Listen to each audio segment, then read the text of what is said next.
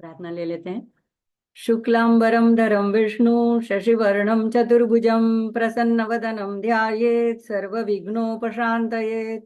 सरस्वती नमस्तुभ्यं वरदे कामरूपिणी विद्यारंभं करिष्यामि सिद्धिर्भवतु मे सदा। गुरुर्ब्रह्मा गुरुर्विष्णु गुरुर्देवो महेश्वरा गुरुर्साक्षात् परब्रह्म तस्मै श्री गुरवे नमः।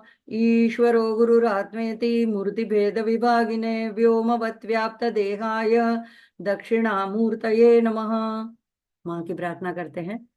ह्रीङ्कारासनगर्भितानलशिखां सौक्लिङ्कलां बिभ्रतीं सौवर्णां वरधारिणीं वरसुधा धौतान्त्रिनेत्रोज्ज्वलां वन्दे पुस्तकपाशमङ्कुशधरां स्रग्भूषितामुज्ज्वलां त्वां गौरीं त्रिपुरां परात्परकलां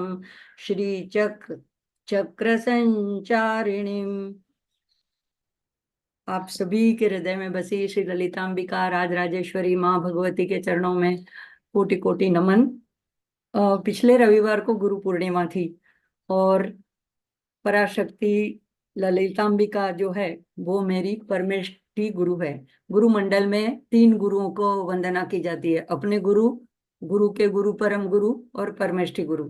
मेरे गुरु हैं श्री मयूर कलापी माँ, राजकोट में रहते, और उनके गुरु हैं माई श्री माई कलापी माँ, और उनको सीधे ललितांबिका राजराजेश्वरी भगवती से कृपा प्राप्त हुई थी। तो मेरी परमेष्ठी गुरु हुई ललितांबिका।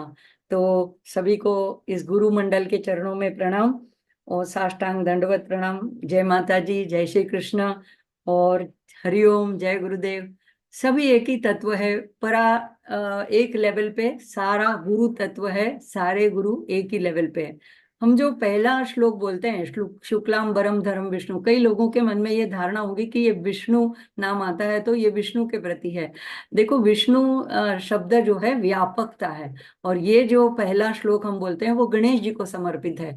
तो शुक्लांबरम वो शब्द विष्णु के इसमें भी आता है, लेकिन ये जो श्लोक है, शुक्लांबरम धरम विष्णु शशिवर्णम चतुर्भुजम प्रसन्नवदनम ध्यायेत् सर्व विघ्नोपशान्तयेत्, तो सर्व विघ्नों को दूर करने वाले गणेश जी की पहले वंदना करते हैं। देखो, इतना कभी कभी इतने छोटे से श्लोक में भी हमको कंफ्यूजन हो जाता है नाम की वजह से, तो इसके लिए भी हमको गुरु की आवश्यकता पड़ती है।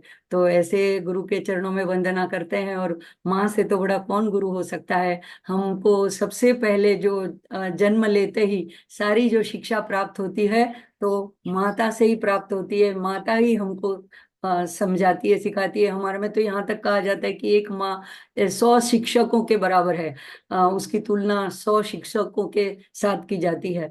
तो ऐसी माँ का ही हम जो उनके चरणों में हमारी ऐसी लगन लग जाए, इसीलिए हम ऐसे स्तोत्र का चर्चा कर रहे हैं, उसके द्वारा उसकी आराधना कर रहे हैं।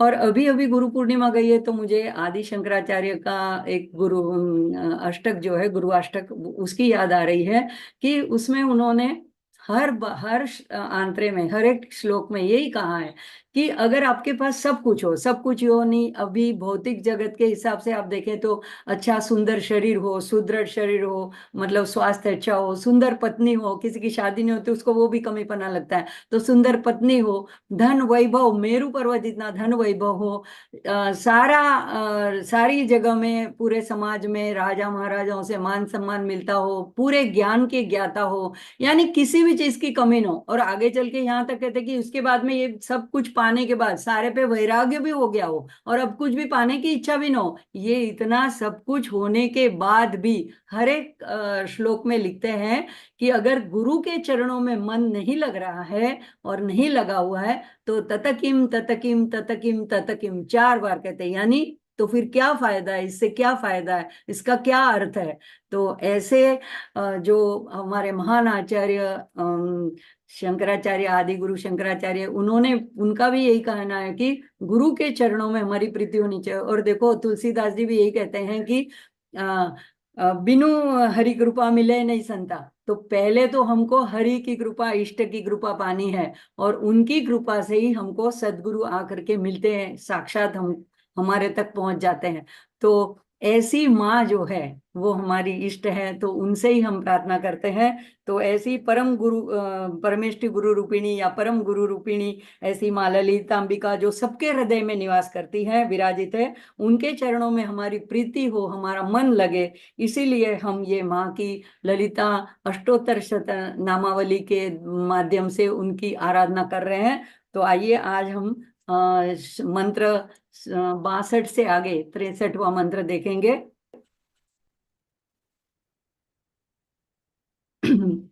पिछली बार हमने ये दोनों पहले देख लिए हैं, 61 62। ओम दुष्ट भीति महाभीति भंजना यही नमो नमः। ओम समस्त देव दनुज प्रेरका यही नमो नमः। आज हम देखेंगे ओम समस्त हृदयाम्भोज निलया यही नमो नमः। अब जे अभी अभी हमने बात करी हृदय की, हृदय में विराजित। तो ऐसे ही यहाँ पे ये मंत्र में बताया गया कि हे माँ, आप समस्त यानी प्रत्येक, पूर्ण रूप से हर एक, समस्त प्राणी मात्र के हृदयाम्भोज, हृदय कमल में अम्भोज यानी अम्ब से उत्पन्न हुआ, पानी से जो उत्पन्न हुआ कमल, तो ऐसे हृदय कमल में नीलयाए, वहां पे वहां पे विराजित, वहां पे निवास करने वाली आप माँ को बारंबार नमन है। ये तो हुआ सामान्य अर्थ। अब सप्तशती के कवच में भी हमने कई बार देखा है कि माँ का ललिता का स्थान बताया है, हृदय ललिता। तो यहाँ पे माँ का यह खास पसंदीदा फेवरेट निवास स्थान है। देखो, अगर उपासना मार्ग से माँ की आराधना करनी हो तो उसके लिए भक्त को माँ को हृदय स्थान में अनाहत चक्र में पूजना है। तो हृदय स्थान में वहां पे वो पूजा करता है, माँ की आराधना करता है। और इन नाम के, माँ के नामों के उच्चारण मात्र से हृदय के ऊपर कुछ ऐसे आघात होते हैं जिसका अब साइंस भी स्वीकार करने लगा है। मैंने कुछ दिन पहले ही एक पोस्ट पढ़ी थी, ये अभी पंढरपुर की वारी चल रही थी आषाढ़ी एकादशी के बारे में, तब उसी के बारे में एक पोस्ट आई थी जो कि रिपोर्ट के साथ दिया गया था वहां पे कि विठ्ठल विठ्ठल विठ्ठल विठ्ठल ऐसे जो नामों का घोष करते हैं, उस नाम के उच्चारण से, उसके नाद से, उसके कंपन से, उसके वाइब्रेशन से हृदय के ऊपर जो पॉजिटिव सकारात्मक जो आघात होता है और ऊर्जा उत्पन्न होती है, उससे कई लोगों के हृदय के विकारों में बहुत उनको राहत मिलती है। उसका खास स्टडी किया गया। और इसीलिए तो हम देखते हैं कि वारी में 20 साल से लेकर के 70 80 साल के बूढ़े भी ऐसे ही आनंद से पैदल कितने लंबे किलोमीटर, धूप हो कड़ी या बारिश हो, और किसी की परवाह न करते हुए सिर्फ एक नाम का आधार लिए हुए, विठ्ठल विठ्ठल विठ्ठल विठ्ठल विठ्ठल विठ्ठल जय हरि विठ्ठल, ऐसे उच्चारण से नाद करके करते वो भगवान को मिलने चल पड़ते हैं। तो इस उच्चारण से उनको यह बल प्राप्त होता है। तो ऐसी जो उच्चारण की जो शक्ति है, प्रेरक है, इसीलिए माँ को कहा है मातृका वर्ण रूपिणी। ये विठ्ठल तो एक नाम है, लेकिन सारे मातृका वर्ण है, अ से लेके क्ष तक संस्कृत के। तो हमारे संस्कृत के जो इसको देववाणी भी कही जाती है, तो इसके जो शब्द हैं और ये जो मंत्र हैं वो ऐसे रहस्यों से भरपूर, ऐसी ऊर्जा से भरपूर, ऐसे गहन शक्तियों से भरपूर है कि उस अगर हम अर्थ समझ के करें तो बहुत ही फायदा है, लेकिन ऐसे भी अगर कोई उच्चार करे तो उसको माँ जरूर उसके ऊपर कृपा बरसाती है। तो क्योंकि माँ को कहा है सर्व मंत्रमयी गोविंद रूपिणी, तो वही तो बैठी है सबके हृदय कमल में। तो उसी की कृपा से हम कुछ बोल भी पा रहे हैं। तो अब गीता में भी भगवान ने अर्जुन को अंतिम 18वें अध्याय में 61वें श्लोक में क्या कहा, ईश्वर सर्वभूतानां हृदय अर्जुन तिष्ठति। और आगे ये भी कहा, भ्रामयन् सर्वभूतानि यंत्रारूढ़ानि मायया, यानी परमेश्वर सर्व प्राणियों के हृदय में तो स्थित है, लेकिन वो ये शरीर उनका यंत्र है और वे उस पर आरूढ़ होकर के हर एक के उनको कार्य के हिसाब से, उनके कर्मों के हिसाब से अपनी माया से भ्रमित करते रहते हैं। तो अब कोई कहेगा कि सर्व के हृदय में है तो सबको प्राप्त क्यों नहीं है? अब हमारे हृदय में, तुम्हारे हृदय, सबके हृदय में, तो हमें दिखता तो नहीं है।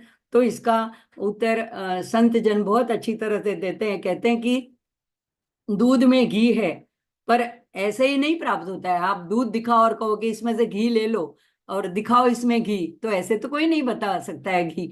लेकिन तो क्या करना पड़ता है, उसको पहले थोड़ा जामन डालना पड़ता है, फिर कुछ उसको पहले तो थोड़ा थोड़ा सा गरम, गुनगुना गरम करना पड़ता है, थोड़ा सतेज करना पड़ता है, और उसके बाद उसमें थोड़ा जामुन डाल के उसको थोड़ी देर के लिए, थोड़े घंटों के लिए स्थिर एक कोने में रखा जाता है। और उसके बाद उसको मथ के उसका मक्खन निकाला जाता है। फिर उसको ताप दे के, उसको गर्म करके अग्नि के ऊपर तपा के उसमें से घी प्राप्त होता है। तो ऐसे ही मन को, ऐसे ही मन के साफ बर्तन में सत्संग वाणी का हमें दूध भरना है। पहले तो मन का बर्तन हमें साफ करना है, सत्संग की वाणी रूपी दूध को भरना है, और फिर उसमें गुरु कृपा का थोड़ा सा जामन डालना है। और उसके बाद जो कुछ घंटों के लिए, जैसे बताया, इसलिए कुछ प्रार्थना के बाद जैसे बोलते हैं प्रतीक्षा करनी है, तो ऐसे शांत एक तरफ बैठ जाना है और उसमें मनोमंथन करना है। उसके बाद में जो मथना है तो मनोमंथन करता है, निधि ध्यासन करना है, और उसमें से जो अमृत प्राप्त होता है वो होता है आत्मज्ञान रूपी घी। तो आत्मज्ञान रूपी ज्ञान जो घी प्राप्त होता है, तो ये हमको प्राप्त करने की यही विधि है। तो इसीलिए अगर ये तो कोई नहीं कह सकता है कि नहीं दिखाई दे रहा है इसलिए दूध में घी नहीं है, इसी तरह हम ये नहीं कह सकते कि हमें नहीं दिखाई दे रहा है इसलिए माता हमारे हृदय कमल में निवास नहीं कर रही है। तो हमें प्रार्थना करनी है, आर्द्रता से प्रयत्न करना है। और जैसे एक फानूस होता है, अगर किसी ने देखा हो तो, कि अभी तो लाइट बल्ब एलईडी वगैरह आ गई है, लेकिन जब फानूस थे तो क्या होता था, अंदर तो वो जल रहा है प्रकाश, लेकिन बाहर का जो कांच होता है उसके ऊपर अगर कालिख लग गई है, काजल लग गया है, तो वो प्रकाश बाहर नहीं आता है। तो क्या करना पड़ता है, उस सिर्फ कांच को साफ करना पड़ता है। ये नहीं कि कहीं से बाहर से प्रकाश को लाना पड़ता है, प्रकाश स्वयं अंदर रहता है। सिर्फ बाह्य बाह्य आवरण को साफ कर देने से वो स्वयं प्रकट हो जाता है। तो इसी तरह हमको अपने मन को इसी तरह से साफ करना है, और इसीलिए ऐसे सब मंत्रों की आवश्यकता है, ऐसे सब स्तोत्रों की आवश्यकता है। तो इसे शुद्ध हृदय में ज्योति रूपिणी माँ स्पष्ट रूप से फिर भासमान होने लगती है। और ये ऐसी माँ समस्त भूत मात्र की जननी है, वो आत्मरूप चैतन्य रूपिणी है। तो ये नाम जो है वेदांत परक है, निर्गुण रूप को दर्शाता है। और अब तो हमें अब क्या करना है, नाम तो समझ में आ गया, तो माँ ने अपना पता भी, अपना एड्रेस भी बता दिया कि हम हृदय निवासी है। तो वहां तक पहुंचने के लिए हमको अपने हृदय को भक्ति से, श्रद्धा से, सत्संग से, भजन से, जप से, कीर्तन से, स्वाध्याय से, जिसको जो राह पसंद आया, जिसकी जिसमें रुचि हो, वो सबसे, या तो एक से अनेक साधन करके, और सबसे महत्वपूर्ण है प्रेम से। तो ये प्रेम से हमने अपने मन को भर देना है, हृदय को भर देना है। और ऐसे प्रेम रूपी सरोवर में माँ हंसिनी के रूप में विहार करती है। तो इसीलिए ललिता सहस्त्रनाम में दो नाम आता है, भक्त मानस हंसिका और मुनि मानस हंसिका। ये तो आप अगर योगी हो तो भी, और अगर आप भक्त हो, शिशु बालक बन के माँ को भज रहे हो, तो दोनों के लिए ये मानस हंसिका माँ उस मन में विहार करती है, उनके मन में विहार करती है। अब समस्त शब्द जो है वो भी विशेष है। ऐसा नहीं है कि सिर्फ अच्छे महापुरुष और संतों के हृदय में और दुष्टों के हृदय में माँ निवास नहीं करती है, ऐसी बात नहीं है। माँ को तो पता है कि मेरा बच्चा अगर अभी नादान है, बिगड़ा हुआ है, तो ठोकर खाकर भी संभल जाएगा, सुधर जाएगा। तो वो हमारी राह देखती रहती है। तो देखो, किसी व्यक्ति के जीवन में कभी कभी कोई ऐसी क्षण आ जाती है, कोई घटना आ जाती है, कोई परिस्थिति आती है, कोई सदगुरु के वचन से बदलाव आ जाता है। तो हमने पुराणों में भी देखा है कि देखो, वालिया जो एक लुटेरा था, उसका वाल्मीकि ऋषि कैसे होगा, कि नारद मुनि के वचन मात्र से। तो ऐसे जहां तक माँ हमारे हृदय में रहती है, तो उसको एक प्रकट करने के लिए भी कभी एक कुछ छोटी सी चिंगारी की आवश्यकता, छोटे से धक्के की आवश्यकता होती है। तो ऐसे एक बात और भी है कि अगर ऐसे नामों को हम दृढ़ अपने मन में पकड़ लें, तो हमें ये पता चलता है कि अगर वो हमारे हृदय में है तो हमेशा हमारे साथ है। तो फिर भीति किस बात की, हम कहीं भी चले जाएं, हमारा कोई भी साथ छोड़ दे, लेकिन माँ कभी हमारा साथ नहीं छोड़ेगी। और मैं हमेशा कहती हूँ कि राम सुखदास जी बार बार ये बात दोहराते दोहराते हैं कि भगवान सब कुछ करने में समर्थ है, लेकिन ये एक बात में वो असमर्थ है। और हमें भी आश्चर्य लगे कि भगवान भी असमर्थ है। हाँ, वो कहते हैं कि भगवान हमारा साथ नहीं छोड़ सकते, वो हमें छोड़ के चले नहीं जा सकते। तो हमें चाहे स्वर्ग में रखे, नरकों में रखे, कहीं भी रखे, तो फिर क्या फिक्र है। लेकिन अगर ऐसी दृढ़ भावना हो तो हम कभी नरकों में जा ही नहीं सकते। तो ऐसी माँ जो सबके हृदय में विराजमान है, उसको बारंबार प्रणाम करते हैं। आगे बढ़ते हैं। 64। अनाहत महापद्म मंदिरायै नमो नमः। तो अब ये जो हर एक मंत्र एक एक अद्भुत है। हमें लगेगा कि यहाँ पे हृदय की बात आई, अब यहाँ अनाहत महापद्म की बात आई, तो हर एक का एक विशिष्ट अर्थ होता है। तो यह मंत्र जो है वो साधना परक नाम है। तो हाँ, यहाँ यहाँ पे हम कहते हैं कि हे माँ, आप मेरे अनाहत चक्र रूपी मंदिर में स्थापित हो, आपको मेरा वारंवार नमन है। अब मंदिर किसे कहते हैं? जहां भगवान का निवास हो। भगवान के बिना वह स्थान मंदिर नहीं कहलाता। तो यहाँ महापद्म को, हृदय कमल को मंदिर की उपमा दी गई है, मंदिर कहा गया है। तो अगर मंदिर है तो वहां माँ जरूर होनी चाहिए। तो पिछले मंत्र में समस्त लोगों की बात थी, और अब यहाँ जो साधना कर रहे हैं योगियों की बात है। और वहां पे जैसे कहा दुष्टों के हृदय में भी है माँ, अच्छे लोगों के हृदय में भी है। यहाँ पे अब ये योग परक, साधना परक नाम है। तो यहाँ पे कहा कि योगी जन जो है वो, उनको लिए माँ अपना स्थान बताती है कि मैं अनाहत महात पद्म में विराजमान हूँ। तो योगी जन क्या करते हैं? कुंडलिनी योग के द्वारा ध्यान करते हैं। भावनोपनिषद में हमारे शरीर के अंदर के चक्रों को, चक्रों में ही श्री यंत्र की भावना करके, मतलब बाह्य श्री यंत्र की मदद लिए बिना शरीर के अंदर के ही षट चक्रों को में, और आगे पीछे के और ऐसे 9 आवरणों को लेकर के श्री यंत्र की जैसे पूजा की जाती है, ऐसे ही भावनोपनिषद में भावना के द्वारा अंतर्मुख होकर के पूजा श्री यंत्र की, यानी माँ की पूजा कर, अंतर्मुख होकर के मानसिक पूजन का वर्णन किया गया है। तो जो योगी जन कुंडलिनी शक्ति को जागृत करके सुषुम्ना के मार्ग से क्रम क्रम से ऊपर उठा करके ब्रह्म ग्रंथि के भेदन करके अनाहत चक्र तक आते हैं। ब्रह्म ग्रंथि बीच में पहले रहती है, फिर आती है विष्णु ग्रंथि, और फिर आती है रुद्र ग्रंथि। तो एक ग्रंथि को भेदन करके जब अनाहत चक्र तक आते हैं, तो बाद में फिर उनको कभी विषय भोगों की और उनको जाना, पतन के मार्ग पे जाना नहीं पड़ता है, नहीं लौट सकते वो। तो इसीलिए इस महापद्म को, अनाहत चक्र को महापद्म, महा विशेषण दिया गया है। महा यानी बड़ा, महान, उत्कृष्ट। और क्योंकि ये हमारी संवेदना का, भावना का, प्रेम का ये केंद्र है, और यह माँ का मंदिर है। तो यहाँ माँ उसकी अधिष्ठात्री देवी है। तो देखो, इसे दहरोपासना, दहराकाश भी कहा जाता है। ये हृदय की जो गुहा है उसको दहराकाश भी कहा जाता है। तो यहीं से सब नाड़ियां जो है शरीर को, प्राण ऊर्जा, हम जानते हैं कि सारी सब जगह में फैलती है, पहुंचाती है। तो यह चक्र, हृदयस्थ चक्र, शरीर के मध्य में है और नाभि के ऊपर है। तो यहाँ पे अनाहत चक्र को रुत पद्म कहा गया है, और वो अधोमुख होता है, और उसमें माँ ज्योति रूप से विराजित रहती है। अब आचार्य क्या कहते हैं, शंकराचार्य जी सौंदर्य लहरी में, तो उन्होंने हर एक चक्र का बहुत सुंदर वर्णन किया है। तो इस अनाहत चक्र के बारे में क्या कहते हैं कि यहाँ पे शिव शक्ति दोनों हंस, हंसी रूप में स्थिर हैं।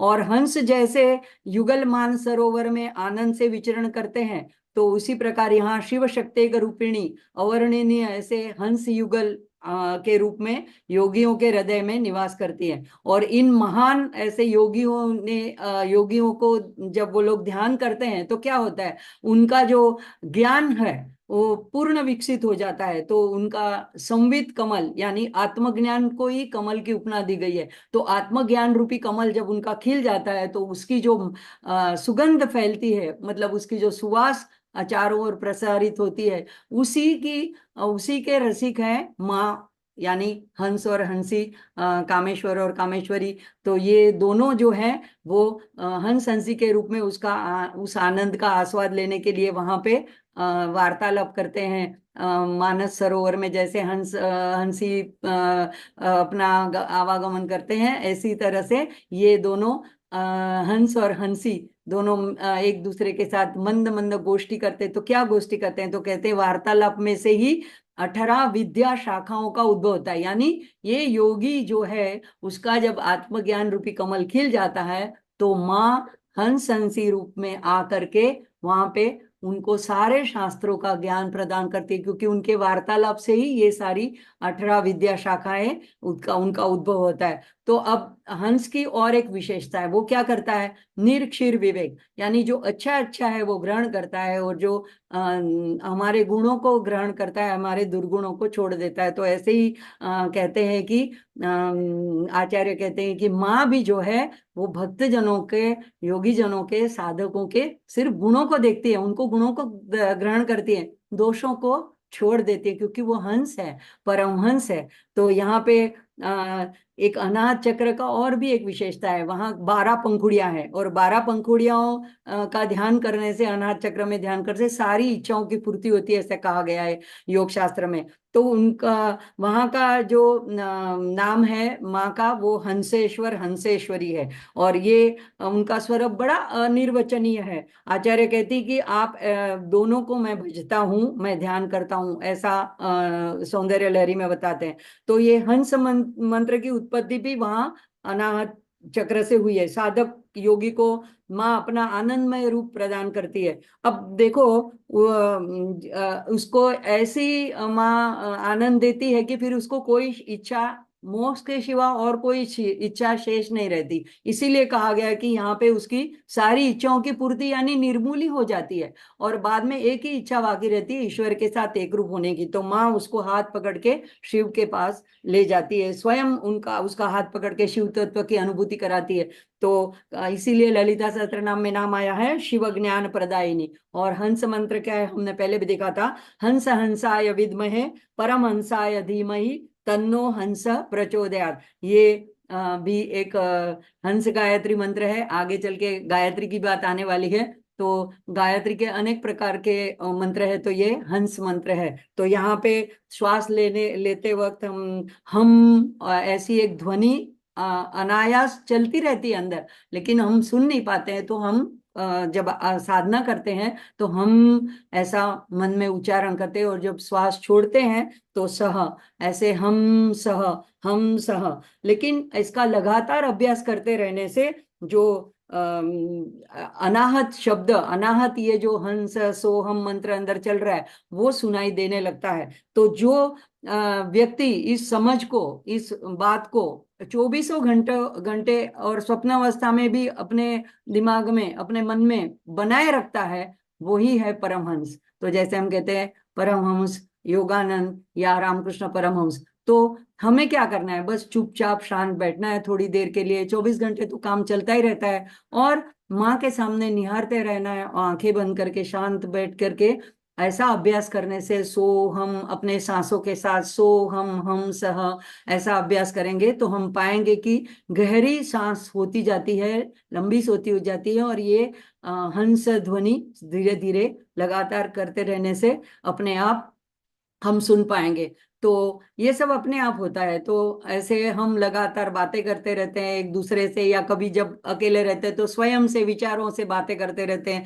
तो ये अभ्यास करने के लिए ये मंत्र हमको प्रेरणा करता है। और इसीलिए इस मंत्र का, यानी ओम अनाहत महापद्म मंदिरा यही नमो नमः, ऐसा अर्थ समझ में आने लगेगा, अनुभव में आने लगे, ऐसी प्रार्थना हम माँ से करते हुए आगे बढ़ते हैं। तो आगे आता है सहस्रार सरोजात वासिता यही नमो नमः। तो अब देखो, एक तो महापद्म, एक हृदय कमल को कहा जाता है, वो एक मुख्य केंद्र है उपासना का। तो वहां पे हृदय पद्म जो है वो उपासना का स्थान है, और यहाँ पे जो सहस्त्रार, सहस्त्रार यानी शीर में जो एक महापद्म, वो भी एक सरोजात, यानी वो भी एक सहस्त्र दल वाला कमल है, तो वो ज्ञान स्थान है। तो ये दोनों अलग अलग साधना है, एक तो उपासना मार्ग की साधना है, और ये ज्ञान का स्थान है। तो यहाँ पे कहते हैं कि षट चक्रों के ऊपर जो सहस्त्र दल पद्म है, वहां पे निवास करने वाली वासिता है, वहां पे निवास करने वाली माँ को वारंवार नमन है। तो यहाँ पे हमारे मस्तिष्क में ब्रह्मरंध्र में ध्यान करने की बात है। तो योगी जन जो है वो ध्यान के द्वारा मूलाधार से शुरू करके कुंडलिनी को क्रम क्रम से एक एक चक्र भेदन करते हुए सुषुम्ना मार्ग से सहस्त्रार तक जब ऊपर उठाते हैं तो वहां पे कुंडलिनी का शिव से मिलन होता है। तो शिव शक्ति एक रूपिणी माँ जो है वो चंद्रमंडल में वहां बिंदु में रूप में शिव से संयुक्त हो जाती है, तो दोनों में अभेद हो जाता है, शिव शक्ति एक रूपिणी बन जाती है। और यहाँ पे इस सहस्त्रार के पद्मों पर सभी मातृका शक्ति से विराजित है। ललिता सहस्त्र नाम में 109 नंबर में श्लोक में बताया है, सहस्त्र दल पद्मस्था सर्व वर्णोपशोभिता सर्वायुधधरा शुक्ल संस्थिता सर्वतोमुखी।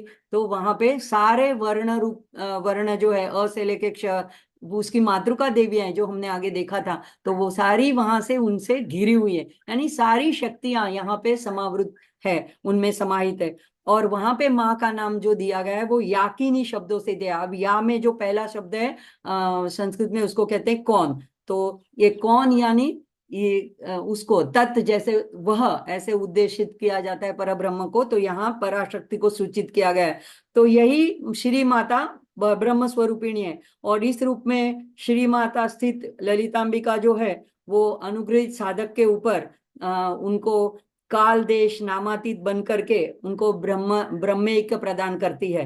तो यहाँ पे ये सभी मातृका वर्ण मातृकाएं भी विराजित है, तो उनके सर्व वर्णों पर शोभिता होने से वहां पे ये एक तरह से विश्वरूप दर्शन हो गया। जैसे गीता में भगवान ने अपना बताया कि मैं सब में समाया हुआ, तो सारे देवी देवताओं मेरे में समाये, तो इसीलिए इसी तरह से एक रूप से ये माँ का यहाँ पे विश्व रूप दर्शन हो गया। तो सहस्त्र शब्द जो है वो संस्कृत में अनंत के रूप में प्रयोजित किया जाता है।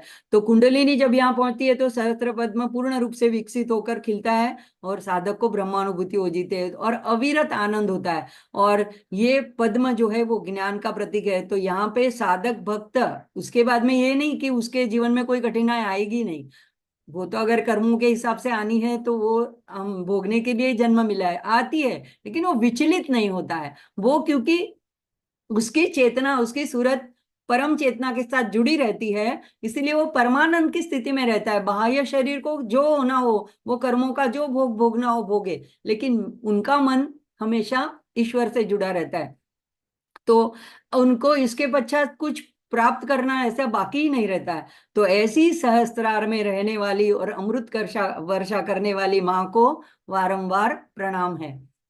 आगे चलते हैं, नेक्स्ट स्लाइड प्लीज। 66।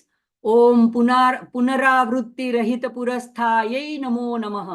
तो यहाँ पे माँ के परम धाम की बात है। जो अब ऐसी अगर साधना करके कोई पहुंचेगा तो कहाँ पहुंचेगा, तो यहाँ पे माँ के स्थान का वर्णन है कि जो माँ ऐसे परम धाम में रहती है और ऐसे पूर की निवासी है जहाँ पे पुनरावृत्ति, जहाँ पे पहुंचने के बाद पुनरागमन होता नहीं है, ऐसी पुनरावासी को बारंबार नमन है। यह स्थान यानी मोक्ष भूमि। तो ऐसा परब्रह्म स्थान यानी वो स्वयं माँ है, ऐसी भूमि यानी वो माँ स्वयं वहां पे है, प्रत्यक्ष रूप में वहां पे स्थित है। जैसे गीता में 15वें अध्याय में छठा श्लोक है, यद गत्वा न निवर्तन्ते तद्धाम परमम मम। तो वहां पे भगवान अपना परम धाम बताते हैं। तो कृष्ण रूप से समझो पुल्लिंग में, स्त्रीलिंग में ललितांबिका रूप से समझो, सब तत्व एक ही है। तो गीता में आगे 8वें अध्याय में 15वें और 16वें श्लोक में भी बताया है कि ऐसा महात्मा जो अनन्य भक्ति चित्त से सदा मेरा स्मरण करता है और मेरे साथ जो नित्य युक्त है, तो मुझे पाकर ऐसे दुखालय अशाश्वत ऐसे क्षण भंगुर नाशवंत ऐसे पुनर्जन्म को प्राप्त नहीं करता। तो हम जितने भी यज्ञ याग सत्कर्म और पुण्य कर्म करें, वे सब करने के बाद भी हमें जो जिस जिस लोक की प्राप्ति हो, स्वर्ग लोक या और कोई अन्य अन्य लोगों की अगर प्राप्ति हो, अगर ब्रह्मलोक भी की भी प्राप्ति हो जाए, तो भी ये सारे पुनरावृत्ति है। वहां पे पहुंच के भी पुनरागमन होता है, पुनरावृत्ति रहती है। लेकिन माँ का जो परम धाम है वो जन्म मृत्यु के चक्र से मुक्ति देने वाला परम धाम है। तो वहां पे माँ रहती है, ऐसी पुनरावृत्ति रहित पुरस्थायै नमो नमः। तो अब ये प्रश्न उठता है कि ऐसे लोग की प्राप्ति कब होती है या तो किसे होती है। तो जिसने मान मोह ये नष्ट किया है, तो ये भी गीता में 5वें अध्याय में 15वां श्लोक है, निर्माण मोहा जित संग दोषा अध्यात्म ने 15वें अध्याय में, निर्माण मोहा जित संग दोषा अध्यात्म नित्या विनिवृत्त कामाः द्वंद्वैर्विमुक्ता सुख दुख संगैर्गच्छन्त मूढ़ा पदमव्ययन्तत्। तो ये वहां पे भी परम धाम की बता भी दिया है, और कौन पहुंचेगा उसके लक्षण भी बता दिए। तो जिसने ऐसा किया है, जो संग आसक्ति से रहित है, जिन्होंने दोषों को जीत लिया है, जो हमेशा अध्यात्म के साथ जुड़ा रहता है, जो कामों से कामनाओं से जो निवृत्त हो गया है, जो द्वंद्वों से भी मुक्त हो गया है, तो ऐसा जो अमूढ़ यानी जो जिसमें मूढ़ता नहीं है, ऐसा भक्त योगी ज्ञानी जन ऐसे अविनाशी पद को प्राप्त कर लेते। तो जब तक हमको संसार के भोग में सुख लगता है, प्रीति लगती है, रमणीयता लगती है, तब तक हम वैराग्य से दूर ही हैं। तो अब यह हमारे बल पर किए से तो होने वाला नहीं है, बहुत ही कठिन है, बल्कि असंभव ही है मैं तो कहूँ। तो हमें हमें माँ की शरणागति लेकर ऐसे स्तोत्र पठन कर करके, उनका अर्थ पूर्वक समझ करके, रोज रोज माँ से प्रार्थना करके अगर हम करें, तो माँ के हाथ की बात है। और हमारे हाथ की बात यही है कि हम ऐसी प्रार्थना करें।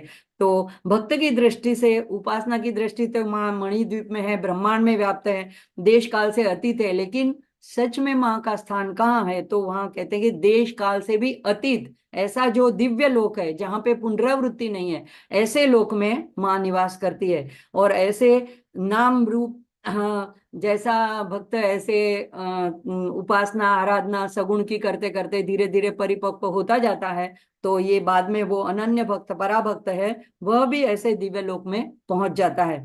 तो उपनिषद में भी ऐसा ही वर्णन है कि स्वयं का साक्षात्कार है, वही भूमि है पुनरावृत्ति रहित। तो यहाँ पे गीता में भी दूसरे अध्याय में 72वें श्लोक में माने कहा, भगवान श्री कृष्ण ने कहा है, एशाम ब्राह्मी स्थिति पार्थ, ऐसे करके जिस स्थिति का वर्णन किया है, कि तो भी वही यहाँ पे माँ का धाम बताया है, कि पुनरावृत्ति रहित मोक्ष रूपिणी माँ का यहाँ पे वर्णन किया गया है। अब ये जो अगला है, वो तो बहुत ही सुंदर और बहुत ही अर्थपूर्ण नाम है। ओम वाणी गायत्री सावित्री सन्नुतायै नमो नमः। तो यहाँ पे माँ के 3 अलग अलग नाम दिए गए हैं, वाणी गायत्री सावित्री। ये वाणी यानी सरस्वती, गायत्री सावित्री। तो ललिता सहस्त्र नाम में भी ये तीनों नामों का उल्लेख आता है। तो यहाँ पे ये माँ की 3 शक्तियां हैं, और माँ साक्षात वेद रूपिणी है, और माँ का गायत्री स्वरूप है। तो देवी भागवत में कहा है कि गायत्री मोक्ष देने वाली परब्रह्म स्वरूप और ब्रह्म तेज से युक्त शक्ति है, और सारे और मंत्रों की अधिष्ठात्री भी है। तो यहाँ पे हमारे सनातन धर्म में 3 संध्याओं का निर्देश किया गया है, प्रातःकालीन, मध्याह्न और सायं संध्या। तो माँ के 3 रूपों में, ये 3 संध्याओं में आराधना की जाती है। तो देखो, प्रातः संध्या में गायत्री रूप से, तो कहते हैं कि जैसे ब्रह्मा की आराधना होती है, मध्याह्न में सावित्री रूप में विष्णु की आराधना होती है, और सायं संध्या में वाणी यानी सरस्वती जो शिव की आराधना। तो ऐसे तीनों संध्याओं में तीनों स्वरूप से, तीनों नामों से परम शक्ति की, पराशक्ति की आराधना की जाती है। अब यहाँ पे एक आया है शब्द सन्नुतायै, उन्नत यानी बुलंद, उत्कृष्ट, अच्छी रीत से, सन्नुताय सब तरह से, सर्वोत्कृष्ट रीति से। तो ऐसी ये तीनों के द्वारा, यानी कि वाणी गायत्री और सरस्वती के द्वारा जिनकी वंदना की गई है, कैसे की गई है, उनकी उन्नत रीत से, यानी उनकी वंदना, प्रशंसा, उनका गुणगान, उनका अत्याधिक रूप से, बुलंद रूप से, गगन स्पर्शी रूप से जिन किया गया है, ऐसी माँ को वारंवार प्रणाम है। तो अब पुराणों में एक कथा आती है। देखो, सृष्टि के आरंभ में विष्णु की नाभि से हमने चित्रों में कई बार देखा है कि कमल एक उत्पन्न होता है, और उसमें ब्रह्मा जी को कमलज कहते हैं। तो कमल से, कमल के ऊपर ब्रह्मा जी विराजित होते हैं, उनमें से उत्पन्न होते हैं। अब उनको पता नहीं चलता है कि मेरा क्या कार्य है, मुझे क्यों उत्पन्न किया गया है। तो विधाता के द्वारा आकाशवाणी होती है कि ब्रह्मा को कहा गया कि आपको सृष्टि की संरचना के लिए उत्पन्न किया गया है और उसकी क्षमता उत्पन्न करने के लिए आपको तप करना चाहिए। तो अब तप से ही शक्ति उपलब्ध होती है। देखो, हम जब किसी बात को दृढ़ ले लेते हैं, किसी व्रत का व्रत करते हैं, तप करते हैं, तो हमारे में शक्ति संपन्न होती है। तो वहां पे भोगों से शक्ति का नाश होता है और तप से, संयम से शक्ति बढ़ती है। तो अब ब्रह्मा जी क्या कहते हैं कि ये तप का आधार और स्वरूप क्या है? तो आकाशवाणी कहती है कि आप गायत्री मंत्र की सम्यक उपासना करो, यही तप है। अब फिर उन्हें गायत्री मंत्र बताया गया और जिसकी वो उपासना करने लगे, उसके आधार पर उनकी चेतना जगी और उन्होंने सृष्टि के निर्माण की सुव्यवस्थित योजना बनाई। यानी कि उनकी बुद्धि में ये बात आई कि मुझे क्या करना है, कैसे करना है। अब लेकिन समय था महाप्रलय का और जल ही जल सर्वत्र था, तो कोई पदार्थ तो था नहीं। तो अभी सृष्टि बने तो किस आधार पे बने? तो फिर इसके लिए पदार्थ की आवश्यकता पड़ी, तो उसे जुटाने के लिए फिर से दोबारा व्रत की उन्होंने तप करना पड़ा। तो इस बार उन्होंने सावित्री का आश्रय लिया। तो ये सवित्रु एक सामान्य अर्थ में देखें तो सूर्य, लेकिन सूर्य को भी जो प्रकाशित करती है शक्ति, उसको सविता कहते हैं और इसीलिए उसकी जो विद्या या उसकी देवी को सावित्री भी कहते हैं। तो ये सावित्री का आश्रय लेना पड़ा और सावित्री प्रकट हुई और फिर उनकी सहायता से उन्होंने सृष्टि की पंचमहाभूत, कर्मेंद्रिय, ज्ञानेंद्रिय, सारे विश्व की जड़ चेतन सारी की संरचना उन्होंने कर डाली। अब इस कथानक के अनुसार पराशक्ति जो है उसके दो रूप हमें मिलते हैं, एक तो परा अपरा प्रकृति, तो एक तो गायत्री, एक तो सावित्री। तो लेकिन दोनों एक दूसरे की पूरक है, एक ही के दो रूप है। तो ये गायत्री जो है उसको आध्यात्म की कहलाती है और सावित्री है जो उसको भौतिक की शक्ति कहलाती है। तो पहले देखते हैं गायत्री के बारे में। अब देखो, गायत्री मंत्र एक अलग चीज है, लेकिन गायत्री देवी जो यहाँ पे ललितांबिका को गायत्री कहा गया है, तो ये गायत्री यानी एक अधिष्ठात्री देवी शक्ति, पराशक्ति, उसके बारे में सारे शास्त्रों में अलग अलग श्रुतियों में जो व्याख्याएं दी गई है वो देखते हैं हम। तो हम सब जानते हैं कि लोक कल्याण के हेतु इस गायत्री मंत्र का तो उद्भव विश्वामित्री के द्वारा हुआ, वो दृष्टा, मंत्र दृष्टा थे, उनको प्राप्त हुआ था। लेकिन इस उन्होंने जिनकी ये आराधना की, वो गायत्री जो है वो चारों वेदों में पाए जाने वाला एक महामंत्र है और वो जिसमें एक शिक्षात्मक प्रेरणा इतनी है, उस पूरा मंत्र का अगर सार रूप देखो तो इतना ही है कि बुद्धि को शुद्ध रखना है, रखा जाए। और यही वो स्थान है कि जहां से उत्थान भी होता है और जहां से पतन भी होता है, ये सारे अंकुर बुद्धि में ही प्रकट होते हैं। तो गीता भी दूसरे अध्याय के 62-63 श्लोक में कहते हैं बुद्धि नाशात प्रणश्यति, यानी श्रुति में भ्रम होने से बुद्धि यानी ज्ञान शक्ति का नाश होता है और व्यक्ति का पतन, विनाश होता है। हमारे गुजराती में भी कहते हैं विनाश काले विपरीत बुद्धि। तो विपरीत बुद्धि होती है तब विनाश हो जाता है। तो बुद्धि जो है वो सबसे प्रमुख चीज है हमारी सारी इंद्रियों में। तो उसको शुद्ध रखना ये बहुत अहम बात है और उसी की प्रार्थना है। तो ये जैसे सार्वजनिक, सार्वभौमिक और विश्व की प्रार्थना है। कोई भी धर्म पंथ का आदमी किसी को भी मानता हो, ये प्रार्थना वो कर सकता है। तो व्यक्ति के पास सब कुछ हो, बल हो, वैभव हो, पद हो, अधिकार हो, शिक्षा हो, कौशल हो, लेकिन अगर उसके पास सद्बुद्धि ना हो तो सद्बुद्धि इन सब की तुलना में सर्वोपरि उसको माना गया है। तो इसी से हमको हमारी भावनाएं बनती है, हमारी मान्यताएं बनती है, हमारी विचारणा बनती है, हमारी क्रियाशीलता बनती है। तो सद्बुद्धि के आधार पर ही मनुष्य या तो ऊंचा उठता है, और अगर बुद्धि भ्रष्ट, भ्रमित हो गई, भ्रष्ट हो गई, तो नीचे गिरता है। तो इसीलिए यहाँ पे गायत्री की आराधना बताई है। तो गायत्री जो है ये इसको एक हम गायत्री मंत्र के रूप में भी जानते हैं। तो गायत्री मंत्र जो है, मंत्र 24 अक्षरों का होता है, उसमें 3 पाद होते हैं 8-8 अक्षरों के। लेकिन ये गायत्री मंत्र के छंद गायत्री है और छंद की वजह से उसका नाम गायत्री नहीं है। ऐसा गायत्री छंद और जगह पे भी प्रयोजित किया जाता है, जैसे देवी खड़गमाला स्तोत्र का छंद भी गायत्री छंद है, देवी गायत्री छंद। लेकिन यहाँ पे जिनकी आराधना की जाती है वो गायत्री देवी है, तो इसीलिए उसको गायत्री मंत्र कहा गया है। ओम भूर्भुवः स्वः तत्सवितुर्वरेण्यं भर्गो देवस्य धीमहि धियो यो नः प्रचोदयात्। तो ये सवितृवरेण्यम भर्गो देवस्य धीमहि धियो यो नः प्रचोदयात्, ये 3 पाद वाली गायत्री गायत्री मंत्र है। अब ये पराशक्ति प्रार्थना की ये प्रार्थना और स्तुति मंत्र है। तो क्या स्तुति करते हैं कि जो वर्ण करने योग्य, जिनका वर्ण करने योग्य ऐसे सवित्रु जो हैं, तो सवित्रु यहाँ पे ये जो तेज, परम तेज, ब्रह्मांड के मूल जो है उसकी प्रार्थना। और सामान्य रूप में हम जो आकाश में भौगोलिक सूर्य देखते हैं उसकी भी हम कर सकते हैं, लेकिन यहाँ पे गायत्री की जो आराधना है वो मूल, जिन्होंने ये करोड़ों करोड़ सूर्यमंडल और ब्रह्मांड की रचना की है, उसके पीछे जो शक्ति है, उस शक्ति, उस परम तेज की आराधना है। तो उसका मैं सबसे पहले है कि मैं उसको मैं ध्यान करता हूँ, उसकी मैं महत्ता जानता हूँ तो स्तुति करता हूँ, फिर उसको मैं धीमहि उसका ध्यान करता हूँ, और फिर निवेदन करते हैं प्रार्थना के रूप में कि मेरी बुद्धि को धियो यो न प्रचोदयात्, सन्मार्ग में प्रेरित करें, प्रचोदन करें, उसको वहां पे लगाए सन्मार्ग में, तो सत्कर्मों में, सद्विचारों में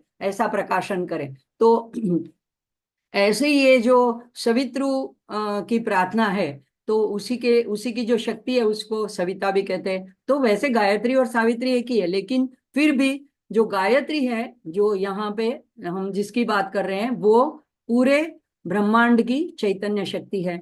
तो हमारे अंदर की बुद्धि और भावनाओं को और इंद्रियों को भी यही चलाती है।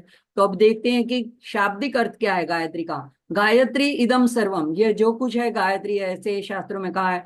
तो गायनतम त्रायते इति गायत्री, यानी जो ये पराशक्ति का गायन करता है, उसकी महिमा जानता है, उसका त्राण करता है, उसकी वो त्राण करती है, उसको तारती है, रक्षण करती है।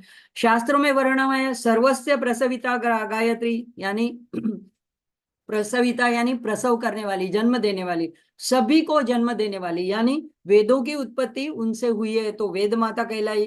त्रिषु गमनम यस्यासह, त्रिषु यानी तीनों वेदों में जिनका गमन है, तो यजुर्वेद, ऋग्वेद और सामवेद, तीनों में उनका गमन है, यानी तीनों में उनकी महानता, उनकी महत्ता बताई गई है। तो यहाँ पे व्यापी हुई है। गायत्री में 3 अक्षर है, ग य त्र। तो ग से गति, य और य त्र से यात्री, ऐसी भी व्याख्या की गई है। तो यानी यात्री की आध्यात्म पद के ऊपर गति कराती है, यानी उसको आध्यात्म पद के ऊपर आगे चलाती है, तो ऐसा भी एक अर्थ निकलता है। फिर ग से गंगा, य से यमुना, त्र से त्रिवेणी, ऐसा भी एक अर्थ किया गया है। तो यानी तीनों तीर्थों, पवित्र तीर्थों से युक्त है, यानी उपासक को परम पवित्र कर देती है।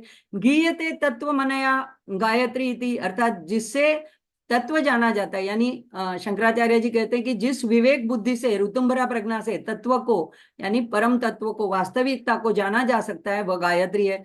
तो संसार में प्राणियों के अंतःकरण में दैवी तत्वों का प्रादुर्भाव जो है वो एक गायत्री के प्रभाव से होता है।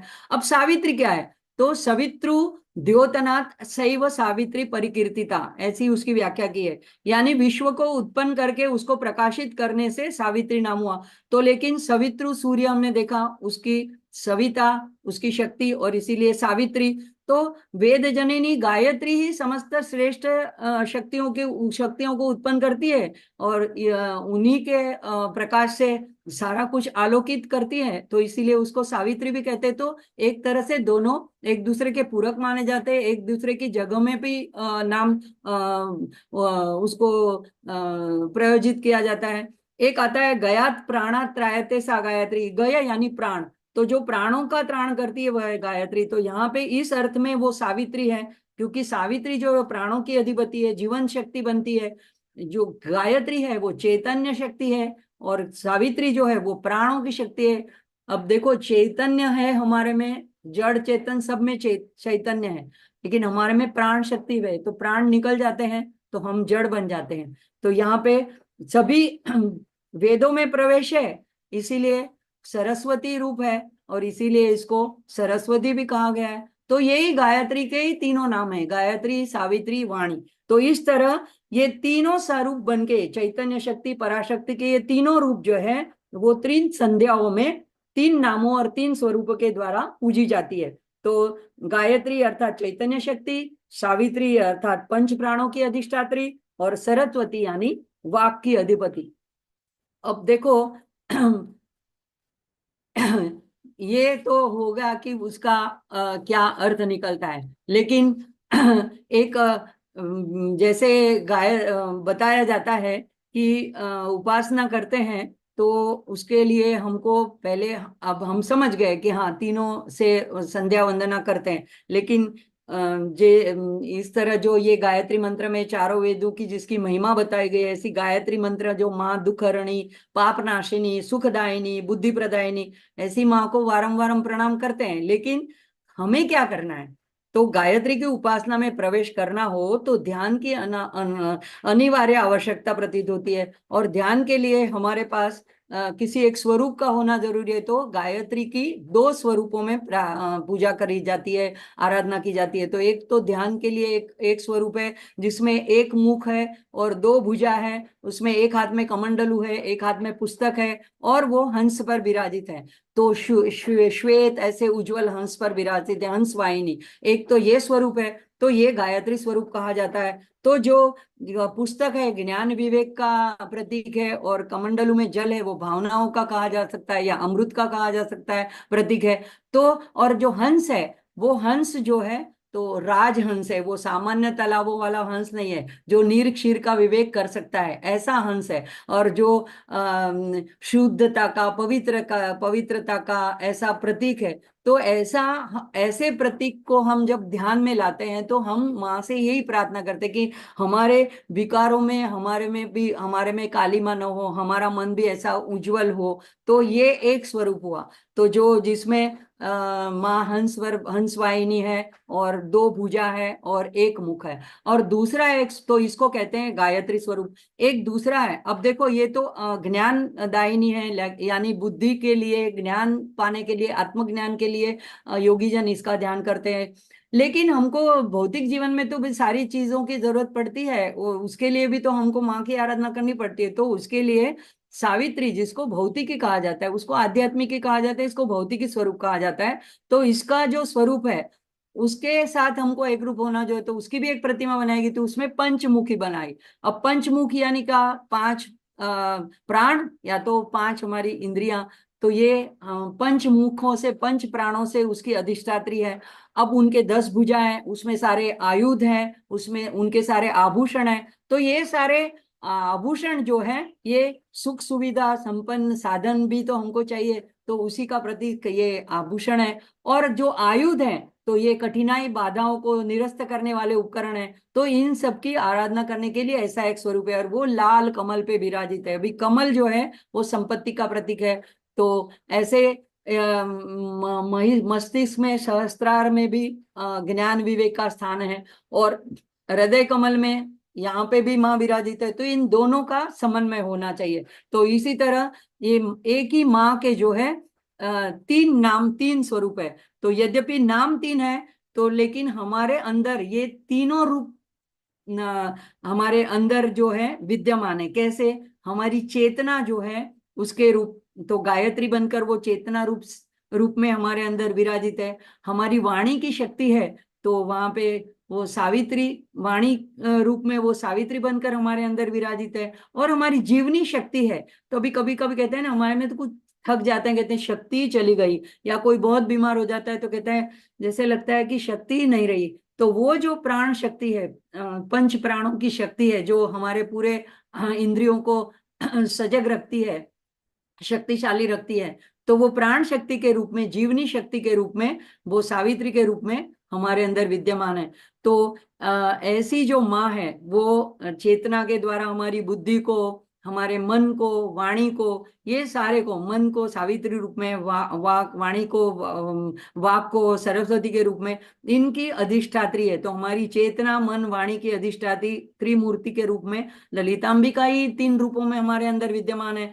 तो ऐसी माँ को यहाँ पे वारंवार प्रणाम किया गया है। अब देखो, ऐसे तो कई सारी गायत्री मंत्र है, जैसे लक्ष्मी गायत्री मंत्र है, तो यहाँ पे महालक्ष्मी च विद्महे विष्णु पत्नी च धीमहि तन्नो लक्ष्मी प्रचोदयात्, जो हम श्री सूक्त, लक्ष्मी सूक्त में बोलते हैं। या शिव जी के बारे में कहते हैं ओम तत्पुरुषाय विद्महे महादेवाय धीमहि तन्नो रुद्र प्रचोदयात्। या गणपति के बारे में बोलते हैं एक दंताय विद्महे वक्रतुंडाय धीमहि तन्नो दंती प्रचोदयात्। तो इसमें मुख्य क्या है?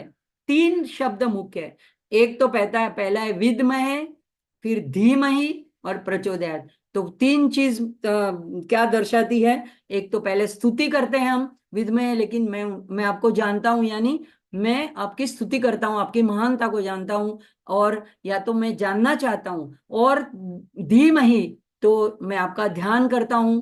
तो ध्यान, स्तुति, उसके बाद ध्यान, और प्रचोदयात यानी प्रार्थना, निवेदन कि मुझे क्या चाहिए। तो कोई चीज की मांग नहीं है, ये सारी चीजों में हम कहीं ना कहीं अपनी बुद्धि को। अच्छा, और एक शब्द है इसमें, नह, नह शब्द आता है, यानी यहाँ पे सिर्फ एक व्यक्ति अपने खुद के लिए, स्वयं के लिए, अकेले के लिए स्वार्थी वृत्ति से नहीं मांग रहा है।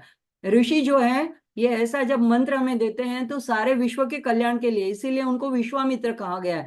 तो नह यानी हम सब की बहुवचन है। हमारी बुद्धियों को आप सन्मार्ग में प्रयोजित करें, प्रेरित करें। तो ये इतनी ऐसी सुंदर बात गायत्री की है। वही सावित्री बनती है, वही वाणी बनती है। तो ये तीनों रूपों के द्वारा अगर हम तीनों की आराधना करते हैं, तो उसके द्वारा हम बुलंद रूप से, उन्नत रूप से, प्रखर रूप से, उत्कृष्ट रूप से हम माँ की, ललितांबिका की, पराशक्ति की, परब्रह्मणी रूपी की आराधना कर रहे हैं। तो ऐसी माँ को वारंवार प्रणाम करते हुए अभी अगला नाम नहीं हो पाएगा, तो आज के सत्र को हम यहीं पे समाप्त करके आगे हम शांति मंत्र के और सत्र को ले चलते हैं।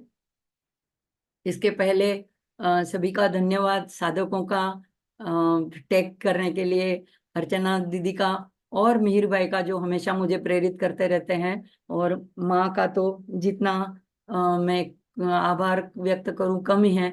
तो आज का सत्र माँ के चरणों में अर्पित करते हुए शांति मंत्र बोलेंगे।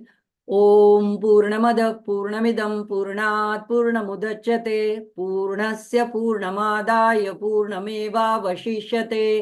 ओम शांति शांति शांति।